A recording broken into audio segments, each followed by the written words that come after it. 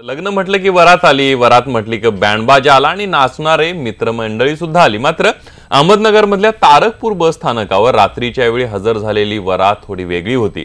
वरातीतली मंडळी बँडबाजाच्या तालावर थिरकत नव्हती, तर चक्क हातामध्ये झाडू घेऊन बस स्थानकामध्ये उभी होती। कशासाठी बघूयात।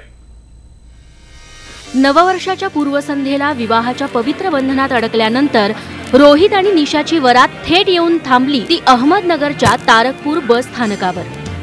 नवदाम्पत्याचं स्वागत करण्यासाठी मित्रमंडळी आधीपासूनच सज्ज होती। नवरा नवरी गाडीतून उतरले आणि हातात झाडू घेऊन चक्क बस स्थानक स्वच्छ करायला लागले।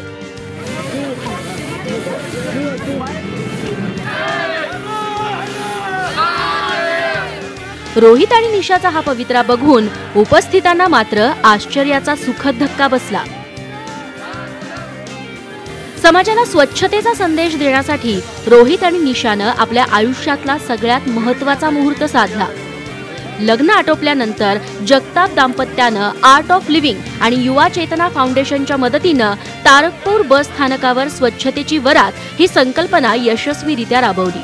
मी एक माझं लग्न आहे, एक वरात म्हणून स्वच्छतेची मोहीम हाती घेतो, तर हिचाही तिला सहभाग होता आणि माझ्या आई वडिलांचाही त्याला सहभाग होता, म्हणून मी असा एक आज स्वच्छतेची वरात म्हणून उपक्रम हाती घेतलेला आहे। ज्याप्रमाणे नेते मंडळी स्वच्छता मोहिमेत नावापुरती हातात झाडू धरतात, त्याप्रमाणे रोहित आणि निशानं फक्त दिखाऊपणा केला नाही, तर कानाकोपऱ्यातला कचरा स्वतःच्या हातानं गोळा केला।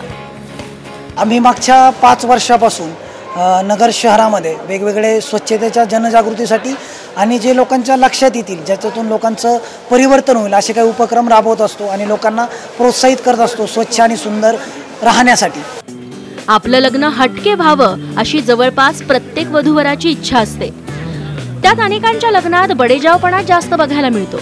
मात्र रोहित आणि निशानं स्वतःच्या लग्नात स्वच्छतेची वरात काढून आपलं लग्न हटके तर करून दाखवलंच, मात्र एका महत्त्वाच्या विषयावर प्रबोधनही केलंय। साहेबराव कोकणेसह bureau report, news 18 Lokmat, Ahmednagar.